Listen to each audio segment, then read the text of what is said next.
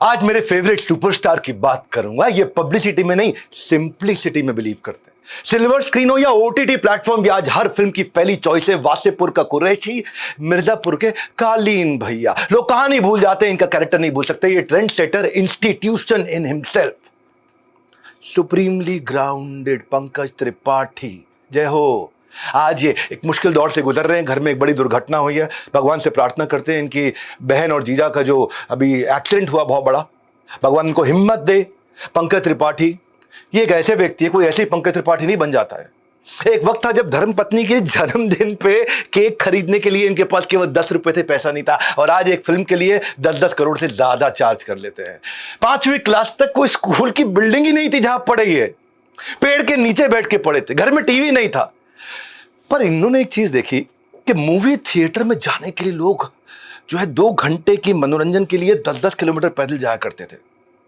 खुद मूवी नहीं देखी, लेकिन मन में आया यार ऐसा क्या होती है एक्टिंग, क्या मैं भी एक्टर बन सकता हूं क्या?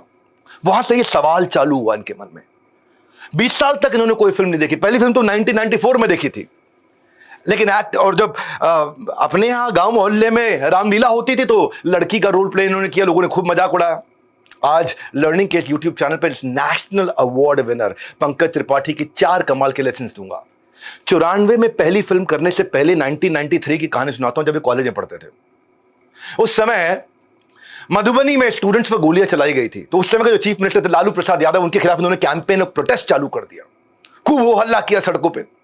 पुलिस ने उनको 7 दिन के लिए बेउर नाम की एक जेल थी पटना में, 8 बाय 8 का छोटा सा कमरा, खाना पीना उसी में, टॉयलेट उसी में, और वहीं पूछताछ के नाम पर टॉर्चर बहुत हुआ करता था। पॉलिटिकल प्रिजनर थे, इसलिए सेपरेट सेल में रखा जाता था कि वहां ऐसा ना हो जेल के अंदर भी वो हल्ला चालू कर दे, जिंदाबाद मुर्दाबाद। तो पॉलिटिकल जो प्रिजनर होते हैं उनको अलग अलग छोटे छोटे सेल में रखा जाता है। और जब आप जेल में होते हो, खाली होते हो, समय बहुत होता है, तो ये भाई क्या बोले, यहां पे जो कैरेक्टर जी रहे हैं ना, लोग रह रहे हैं, इनके कैरेक्टर को मैं बाहर नहीं मिल पाऊंगा। उस मुश्किल समय में पंकज त्रिपाठी जेल ऑफिसर के पास जाकर रिक्वेस्ट करते हैं कि मुझे दिन में 1 घंटे के लिए, जो उम्र कैद काटने में सबसे बड़ी अपराधी हुआ करते थे, उनसे 1 घंटा मिलने। तो जेल ऑफिसर को समझ में नहीं आया। पुलिस वाला बोला, भैया ऐसे अपराधियों से काहे मिलोगे तुम? हाँ, वो समझ नहीं पाया पंकज त्रिपाठी उस समय पंकज त्रिपाठी बनने की प्लानिंग कर रहे थे। ऐसे कैरेक्टर से मिलूंगा, ये यहां मिल सकते, बाहर मिलेंगे नहीं दोबारा मुझे। शराबी से लेकर, ठग से लेकर, माफिया से लेकर बड़े बड़े क्रिमिनल्स तक उन्होंने सारे कैरेक्टर से मिलना शुरू किया। अलाउ कर दिया। पंकज त्रिपाठी एक्चुअली बहुत शरीफ थे, और वो पुलिस वाला खाली घबराया हुआ था कि इतना शरीफ आदमी ऐसे बड़े बड़े माफिया और क्रिमिनल से मिलेंगे। लेकिन हर कैदी में एक कैरेक्टर ढूंढते थे, बड़े विजुअलाइज करने में बहुत तेज थे। स्कूल में नहीं, सलाखों में रह करके इन्होंने सीखा।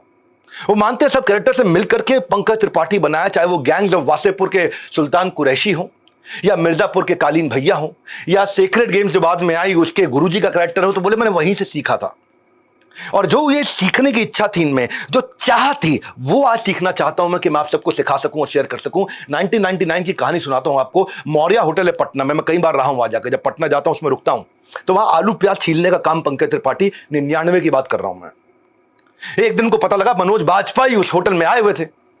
पंकज ने सबको बोला, भाई इस कमरे से कोई ऑर्डर आए मैं ही दूंगा जाकर के, इस कमरे से ऑर्डर आ जाए तो मुझको जाने देना, जय हो भैया। इतना मानते थे मनोज बाजपेयी को ये। तो मनोज बाजपेयी ने एक सेब ऑर्डर किया, ये सबसे बढ़िया क्वालिटी का चमकता हुआ लाल लाल लाल लाल सेब लेकर खुद वहां पहुंच गए। अगले दिन मनोज त्रिपाठी चेकआउट करके निकल गए, इनको पता नहीं चला, इनकी शिफ्ट देर की थी। बाद में पता चला मनोज बाजपेयी अपनी चप्पल गलती से छोड़ गए वहां। हवाई चप्पल पहना करते थे बाथरूम जाने के लिए, तो टॉयलेट की जो हवाई चप्पल थी, इन्होंने रिक्वेस्ट करके एडमिन को बोला कि चप्पल मुझे दे दो। आप सहेज करके उन्होंने अपने पास उस चप्पल को ऐसे चरण पादुका मान के, भले मनोज ने उनको एक्टिंग की ट्रेनिंग नहीं दी, लेकिन पंकज ने मनी मन उन्हें अपना गुरु मान लिया। और ऐसा गुरु माना कि कई साल के बाद बताया कि उन्होंने अपने गुरु के चप्पल को क्यों रखा, अगर अर्जुन नहीं बन पाया तो एकलव्य तो बन ही जाऊंगा। ये जो चाह थी ना, ये चाह बहुत मजबूत थी। पिक्चर नहीं देख पाया बचपन में कभी, लेकिन पिक्चर का हीरो बनना चाहते थे। ना ऑटोग्राफ ना फोटोग्राफ, चप्पल ने बदला लाइफ का इनका चैप्टर। और जिस इंस्पिरेशन से चप्पल को उन्होंने रखा था ना, उन्हीं के साथ मिलकर के अपनी जिंदगी की सबसे पहली हिट फिल्म दी थी गैंग्स ऑफ वासेपुर। मनोज बाजपेयी ने एक इंटरव्यू में पंकज को one of the best actor of today's time बताया। आपकी डेडिकेशन बन जाती है आपकी manifestation. Leaders are not born, they are manifested.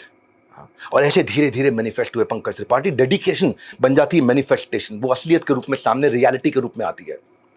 ये इतने जबरदस्त व्यक्ति, तीसरी कहानी सुनिए फटाफट।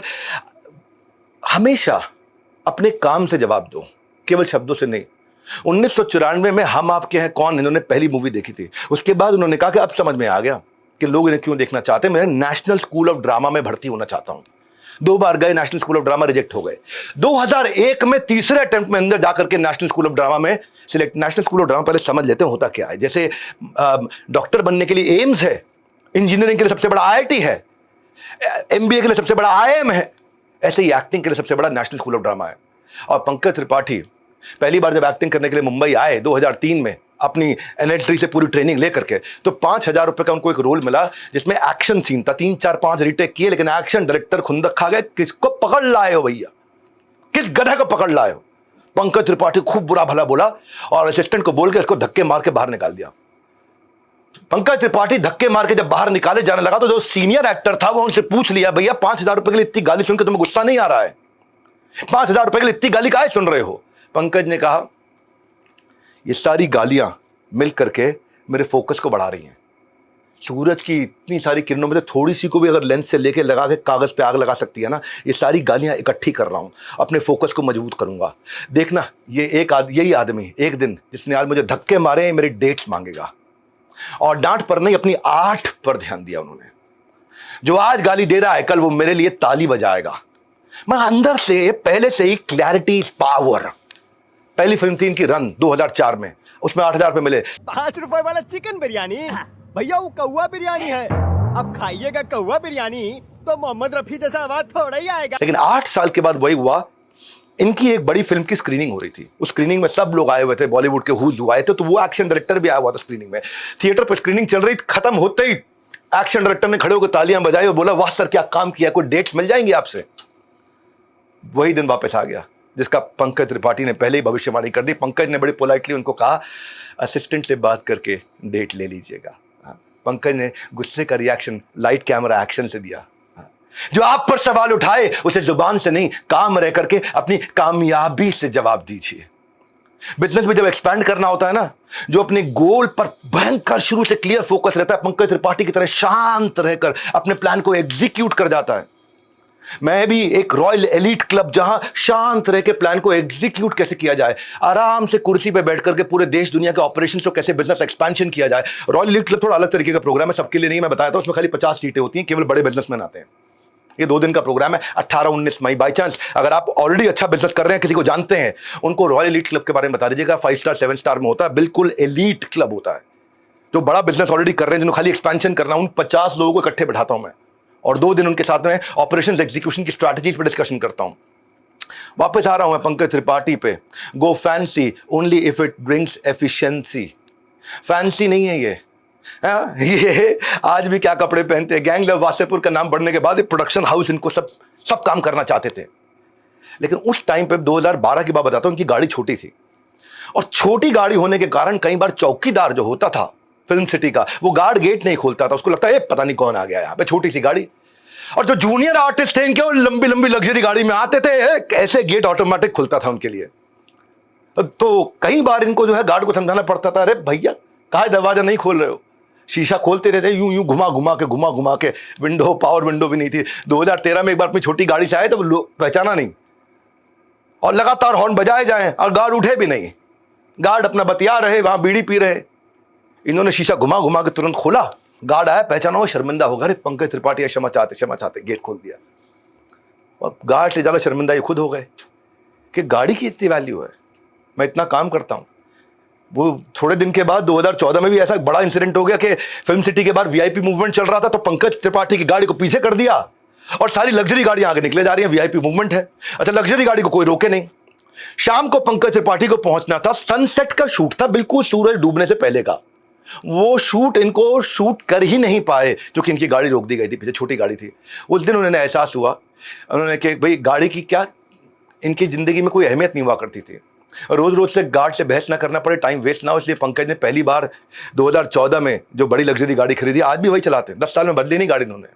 पंकज स्टारडम के नहीं, सिंप्लिसिटी के फैन है। मुझे पंकज त्रिपाठी पर्सनली बहुत पसंद है। ये हल्का सा जो गर्दन हिलाते हैं ना, वो ये वाली एक्टिंग मुझे बहुत पसंद है उनकी। ये बड़ी बहुत गहराई के साथ आग बंद करके यूं गर्दन हिलाते हैं।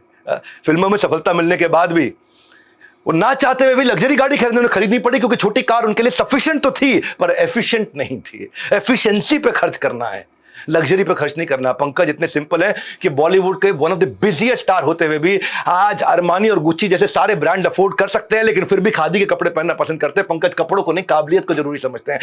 घड़े का पानी पीते, छुट्टी मनाने के लिए गोवा नहीं जाते, अपने गांव में जाते हैं, बच्चों को गांव के संस्कार देते हैं, गांव में खटिया पे सोना पसंद करते हैं। रेस्टोरेंट में लास्ट टाइम कब खाना खाया उनको याद भी नहीं, फिल्मी पार्टीज में तो कभी गए ही नहीं। लर्निंग क्या, शो ऑफ को नहीं, सादगी को चुनो। बहुत कम लोग ऐसे होते हैं जो सक्सेस में उछलते नहीं और फेलियर में फिसलते नहीं। पंकज त्रिपाठी उनमें से एक है। ऐसे ही कम समय में बड़ी बड़ी कमाल की कहानियां लाते रहूंगा। इस YouTube चैनल पे केवल लर्निंग ही लर्निंग मिलती है। इंस्पायर करता रहूंगा, मोटिवेट करता रहूंगा। हमारे साथ जुड़े रहने के लिए पंकज त्रिपाठी के इस वीडियो को देश भर में उनकी इन खास गुणों को पहुंचाने के लिए, ताकि ये गुण हमारे अंदर विकसित हो, आप सबका हृदय की गहराई से हाथ जोड़ के बहुत बहुत धन्यवाद।